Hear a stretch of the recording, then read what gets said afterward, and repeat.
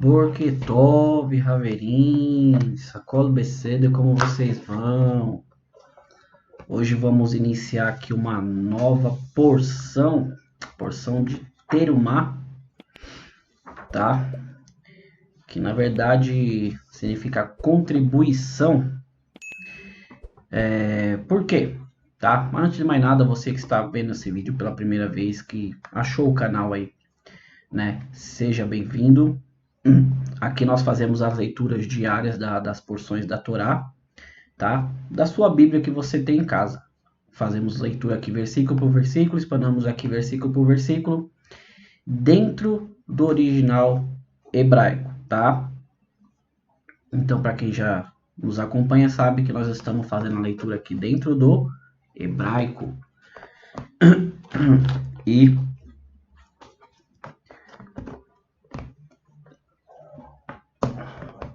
voltando aqui, nós aqui vamos entrar agora em duas porções, tá? Não é só essa porção, mas a porção que vai vir também, que é a Tetzavé, tá? São extremamente técnicas, tá? Se você achou que a outra agora anterior, né, a Mishpatim foi técnica, essa aqui também acho que chega pior, porque ela vai ter medidas, comprimentos, tá? Pesos. Porque agora nós vamos entrar aqui numa questão da construção do Mishkan, tá? Conhecido em português como o tabernáculo, tá?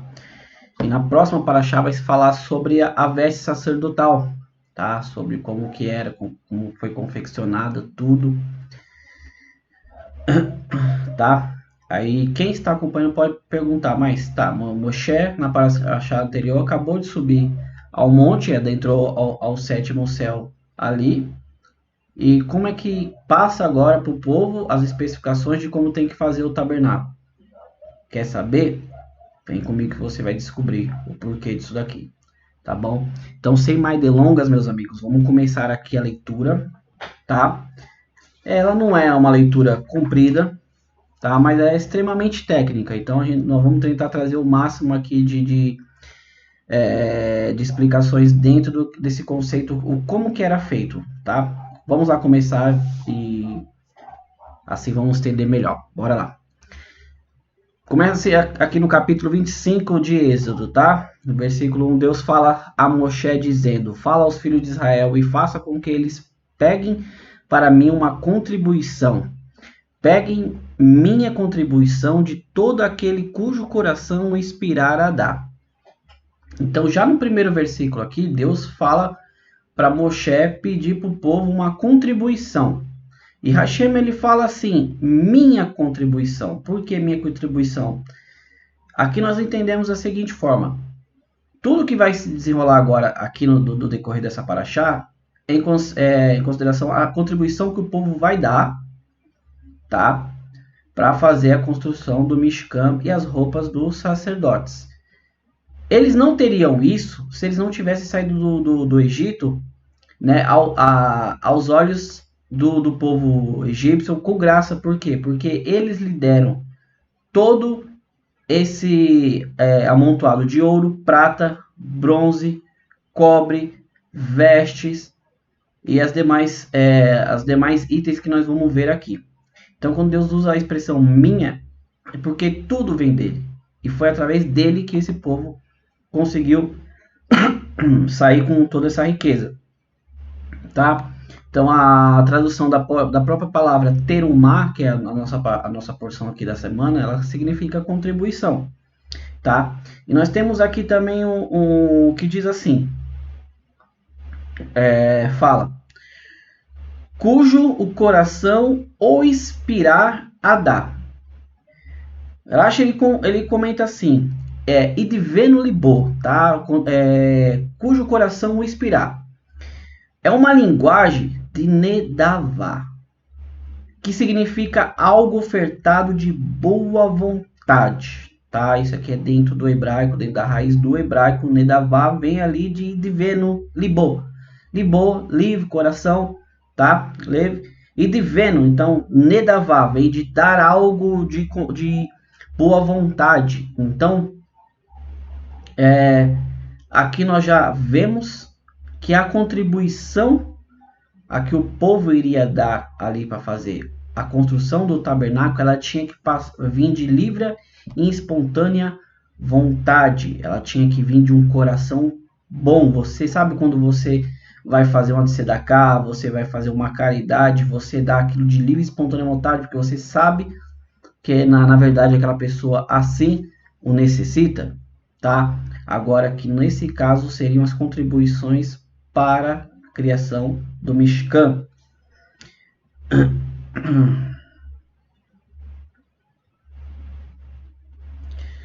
Vamos dar continuidade aqui. Versículo 3. Essas são as contribuições que vocês pegarão deles: ouro, prata e cobre, lã, turquesa, púrpura, carmesim, linho, pelo de cabra, ouro de cordeiro, couro de carneiro, tinto de vermelho, ouro de tarraxe, árvore de acácia, óleo para iluminar, especiarias para o óleo de unção e para o incenso de especiarias. Tá? Antes de nós continuarmos aqui, vamos falar sobre essa questão aqui, o que Rashi comenta. Rashi fala assim, né, em questão ao ouro, a prata e o cobre. Estes materiais eles foram doados voluntariamente, sendo que cada pessoa contribuiu, tá, com o que o seu coração inspirou a dar. Aí ele fala assim, em relação a prata, ele fala que houve uma exceção, porque ela foi dada igualmente por todos na medida de meio shekel, por cada indivíduo. Isso vai ficar mais claro lá na frente, tá? Eu vou continuar aqui, porque lá em Êxodo 38, no capítulo 25 e 26, fala que foi dado o meio shekel, tá? Lá nós vamos entender. Nós não encontramos ao longo de toda a construção do tabernáculo que mais prata fora necessário. Conforme está dito, a prata do censo da comunidade, né, foi tá, um beca por cabeça, ou seja, uma peça por cabeça. Né, como eu falei, está lá em Êxodo 38, 25, 26. Com o resto da prata, que foi doado à construção do tabernáculo de forma voluntária, eles produziram tecidos do tabernáculo. Tá? Esse aqui é um comentário de Rashi que fala que, com exceção da prata, houve-se uma pedida de uma peça por cabeça, tá? Porque o tabernáculo não tinha tanta peça de prata, tá? Aí ele vem aqui falar da lã turquesa, ele vem explicando cada um, tá? Porque entendam bem, esse material naquela época não era tão fácil de ter como nós temos hoje. Então ele vem, a lã turquesa era uma lã tingida com sangue de rização, que era uma espécie de vertebrado marinho que tem uma cor turquesa, tá? Isso aqui tá lá no Tratado de Menahot, na página 44a do Talmud, se você quiser conferir, tá? A púrpura é uma lã tingida com uma espécie de corante chamado de argamã, tá? O linho, ele fala que é o próprio linho. O pelo das cabras, por isso, o Onkelos traduziu o meazê, ou seja, o que vem das cabras, mas não as próprias cabras, pois a tradução de Izim seria Isaiá, tá? Então ele entra aqui na raiz da palavra e ele pega o que o Onkelos traduziu por aramaico, e ele fala que não é que veio das próprias cabras, mas você vai tirar, por quê? Porque você vai ver assim, tinto de vermelho, os couros do caso aqui das cabras, dos carneiros, foram tingidos de vermelho depois de serem curtidos, né? Feito aquele processo que você tira o couro, você curte ele, você deixa ele liso, então depois eles foram tingidos de vermelho, tá? Aqui também fala da questão do animalzinho, que fala o tarrash, tá? Essa era uma espécie de animal que existiu apenas por um curto intervalo. Ele tinha muitas cores, por isso Onkelos traduziu o nome deste animal de Sasgoná, tá? Porque o mesmo se alegra, Sas, tá? Do aramaico. E se orgulha de suas cores, ou seja, era um animal minúsculo, marinho, tá? Acho que nós vamos ouvir mais falar sobre ele mais na frente, um pouquinho. E ele tinha várias cores, tá? Ele tinha várias cores, então a palavra que Onkelos traduz aqui por aramaico, Sasgoná, ele vem de Sas, que ele está alegre com suas cores, tá bom? Aí vem aqui também uma questão das árvores de acácia, né? Aí você que está bem mais entendido, está acompanhando todo aqui, você pode parar e perguntar assim, da seguinte maneira: da onde o povo judeu tirou árvores no meio do deserto, tá? É uma explicação até simples você entender isso, se você está acompanhando desde o começo, como eu disse. Porque diz assim, ó, né, o próprio Rashi ele faz esse comentário. Aí o Rabi Tarhuma, ele explica assim, Tarhuma explicou que o nosso patriarca, o Yaakov, profetizou que os filhos de Israel iriam construir um tabernáculo no deserto. Então ele trouxe as árvores para o Egito e as plantou lá. Yaakov ordenou seus filhos para levá-lo com eles quando saísse do Egito. Isso aqui também está no Midrash, tá? Então, você analisa bem. Você vê que Yaakov, quando ele estava para falecer, ele chamou todos os 12 filhos e começou-lhe a falar sobre o futuro, tá? Então, entendam bem, ou seja, quando ele soube que Yosef estava vivo, para quem está acompanhando, nós sabemos que durante, acho que foi 20 anos, se não me falha a memória agora, tá? Foram 20 anos que Yosef ficou ali no Egito, para ele, Yosef estava morto. E a tristeza era tão grande que o espírito de profecia, né, se afastou dele, tá? E diz que quando ele soube que Yosef estava vivo, José estava vivo, o espírito de profecia normalmente voltou e ele voltou a profetizar, tá? Como eu acabei de contar para vocês quando ele começa a falar dos 12 filhos, o futuro. Então ele sabia que eles iriam sair de lá, porque Deus já tinha, desculpa, falado a Abraão, a Isaac e a ele, então ele já levou as árvores com ele, porque eles sabiam que eles iriam precisar futuramente quando saísse do cativeiro no Misraim, no Egito, tá bom? Então a explicação ela chega até a ser simples para quem está acompanhando toda a história aqui. Se você sabe que lá na frente você vai precisar de algo, você já prepara antes, tá bom? Aí ele vem e fala do óleo para especiarias, para o óleo da unção, tá? Que aqui vai uma questão bem interessante que eu queria comentar, porque a palavra para óleo da unção aqui, unção significa Hamishá, tá? Daqui vem a palavra Hamashia, tá? Mashia, que significa aquele que é ungido, tá? Então, eu não vou adentrar esse assunto, porque ele seria um assunto totalmente separado da conexão com a Torá, com a Paraxá aqui. Mas eu quero que vocês entendam que a palavra Mashia, nada mais é do que aquele que é ungido, ou seja, o ungido. Você vai ver muitas das vezes comigo aqui que quando eles forem derramar o óleo sobre as peças do tabernáculo, vai estar escrito Mashia, tá? Então é ungido, só para vocês entenderem. O óleo era para iluminar, era um óleo de azeite de oliva, tá? Que era para acender as velas permanentes dentro do tabernáculo, né? As luzes. As especiarias, que eram os óleos de unção, que foi feito para ungir os utensílios do tabernáculo e para consagrar o tabernáculo, as especiarias faziam parte da sua composição, conforme descrito na porção de Kitsá. Lá na frente nós vamos entender melhor isso aqui. Aí aqui no versículo 7 diz assim: 7 pedras de Xoxã,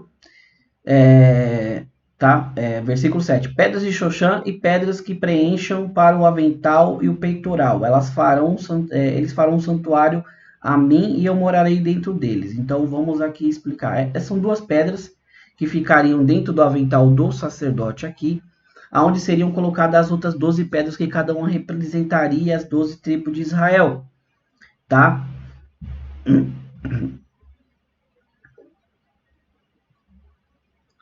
Versículo 8 diz assim: eles farão um santuário a mim, e eu morarei dentro deles, né? Ou seja, eles devem fazer em meu nome uma casa de santidade. Vamos dar continuidade. Vocês farão o tabernáculo e o formato de todos os seus utensílios, seguindo o que eu lhe mostro, e assim o farão. Ponto. Deixa eu me apegar sobre esse ponto com vocês aqui. O Midrash, ele faz uma pergunta que talvez você possa ter perguntado ou não. Que você fala assim, tá, mas Moshe, ele estava... Agora nós terminamos a Parashá de Mishpatim, Moshe tinha acabado de adentrar o céu para Deus dar todas as leis para ele, explicar tudo para ele. E lá eu expliquei que dali também saiu o Talmud, saiu o Midrash, Guemará, toda a Torá oral veio de Moshe. Aí você me pergunta, como do nada agora entra a questão da coleta né, das terumá para o povo para poder fazer o mexicano. Quem está acompanhando o vídeo já sabe que a Torá não está em ordem cronológica. Tá, mas aqui já deu uma mudada muito drástica. Porque, na verdade, toda a construção do tabernáculo ela vai vir depois do pecado do bezerro de ouro, que ainda iria acontecer. Quem está mais ligado entende. Só que o Midrash ele não conta aqui o seguinte. Ele fala que por que foi Deus deixou essa ordem aqui? Porque Deus, é como você já, como eu acabei de comentar sobre a questão da árvore. Deus, de antemão, ele já sabia de que o povo iria pecar com o bezerro. Então ele de antemão já preparou o antídoto. Por quê? Entendam bem. Moshe, quando nós formos ler lá na frente, Moshe ele vai interceder a Deus pelo povo, a ponto de Deus falar assim, ó Moisés, eu vou acabar com esse povo, de você eu vou fazer uma nova nação. Criar um novo povo tirando de você. Deus, aí Moshe vai ter toda aquela conversa com ele. Eu não quero entrar sobre isso aí, que eu quero me aprofundar melhor quando o evento acontecer aqui na Torá. Voltando, então o que acontece? Presta bem atenção. Depois que Moshe intercede, ele fala para Deus, mas como que as pessoas vão saber que verdadeiramente você perdoou o pecado do povo? Aí Deus fala para ele, aí entra a narrativa da construção do mexicano, do tabernáculo. Então Deus fala assim, como diz o versículo, vocês farão um tabernáculo a mim, versículo 9, do formato de todos os seus tecidos, segundo o que eu lhe mostro, assim o farão, tá? E eu morarei dentro deles. Ou seja, o pedido de perdão, tá? A prova do perdão é que Deus pediu deles a terumá, as contribuições para eles construírem um tabernáculo, e eles deram de bom grado, para que ele, a presença de Hashem, morasse junto com eles. Tá? Então entendam bem, o Mishkan, a construção do tabernáculo pós-bezerro, é a prova de que Deus perdoou aquele pecado em si. Tá? Aqui tem toda uma narrativa que depois nós vamos ver, mas Deus, por isso que Deus já vem aqui e coloca nessa porção agora de Terumá a construção do tabernáculo. Tá? Como é que eu posso dizer? A Terumá, a contribuição que o povo deu. Ou seja, Deus preparou o antídoto antes do acontecido. Tá bom? Assim Deus mostra que nos perdoa. Antes de sabermos o que nós iremos fazer, Deus já tem uma solução para aquilo. Tá? Eu acho isso assim uma questão muito profunda. Abre muitas brechas, mas eu quero que vocês entendam bem. Tá? Que Deus ele sabe todas as coisas. Tá bom? Dando continuidade aqui. Aí vem aqui... Desculpa, pessoal. Essa parte ela é estritamente técnica. Ó, eu vou ler para vocês e aí nós tentamos tirar alguma coisa aqui, tá? Faça uma arca de madeira de acácia de 2,5 cúbitos de comprimento e 1,5 cúbito de largura e 1,5 cúbito de altura. Cubra com uma camada de ouro puro interna e externamente uma caixa. Tá? Depois eu explico para vocês aqui. Eu vou até pegar um desenho e colocar aqui para vocês ou aqui do lado, para vocês entenderem como é que foi feita essa caixa aqui. Cubra com uma camada de ouro puro interna e externa, né? E faça uma beirada de ouro em todo o redor de sua parte superior. Funda 4 argolas de ouro para ela e as coloque em seus 4 cantos. Dos 4 cantos você coloca essas argolas de ouro que foram fundidas. Façam barras de madeira de acácia e cubra-as com uma camada de ouro. Coloque as barras nas argolas nos lados da arca para carregar a arca com elas. As barras das arcas devem permanecer nas argolas. Elas não devem ser removidas delas. Você colocará na arca o testemunho que eu lhe darei. Então, deixa eu explicar para vocês aqui, meus amigos. Eu acho que a Torá que ela é tão explícita como que era essa caixa, que não cabe de tá passando, mas pensa bem, é uma caixa, na verdade foram 3 caixas, tá? Uma caixa que Bezalel ele fez, né? Colocou uma caixa, forrou por dentro com ouro, por fora com ouro. Ele colocou uma outra caixa, tá? Dessa aí não cobriu, e fez uma outra menor. Cobriu com ouro ela toda e colocou. Para tampar a brecha que ficou de madeira, ele colocou uma moldura de ouro, como se fosse uma coroa, que simboliza a coroa da Torá, tá? Essa é a explicação simples. Como eu falei, eu vou colocar um desenho aqui para vocês verem.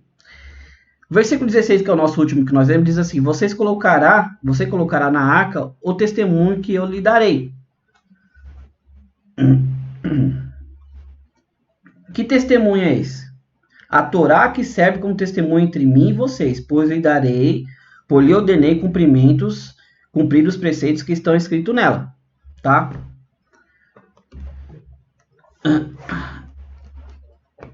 E terminamos aqui a primeira parte. Então, meus amigos, como eu disse, ela é muito técnica essa porção, tá? Mas eu quero pegar aqui no comecinho algo para nós, só para nós fecharmos aqui. Então, entendam bem, essa arca, ela levaria o testemunho que seria as 2 tábuas, né, da lei de Deus, testemunho entre Deus e o povo judeu, que ainda não tinha sido dada, né? Então, como eu falei, isso aqui veio antes, para Deus mostrar, mas seria colocado depois.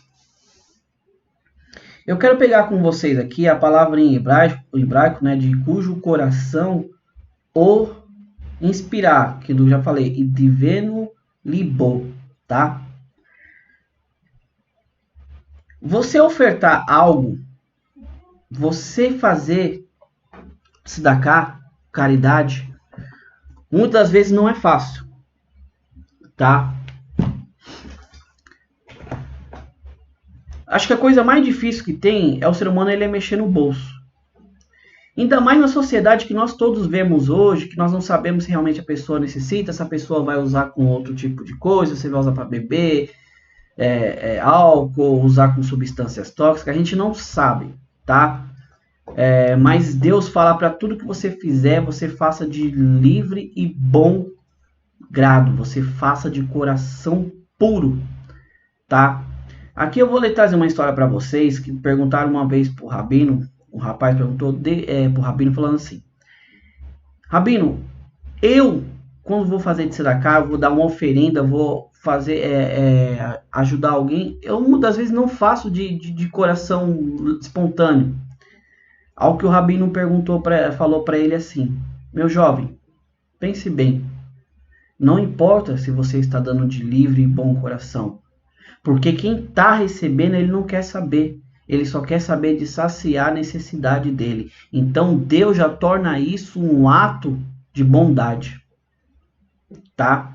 Então nós entendemos aqui que isso também é um processo, isso também é um exercício. O ato de você fazer bondade, de tzedakah, é um exercício contínuo nas nossas vidas. Por isso Deus fala: aquele em que o coração inspirar dá, né, voluntariamente. Então, Deus conhece o nível de bondade que você tem no seu coração, o nível de bondade que você tem para fazer uma caridade.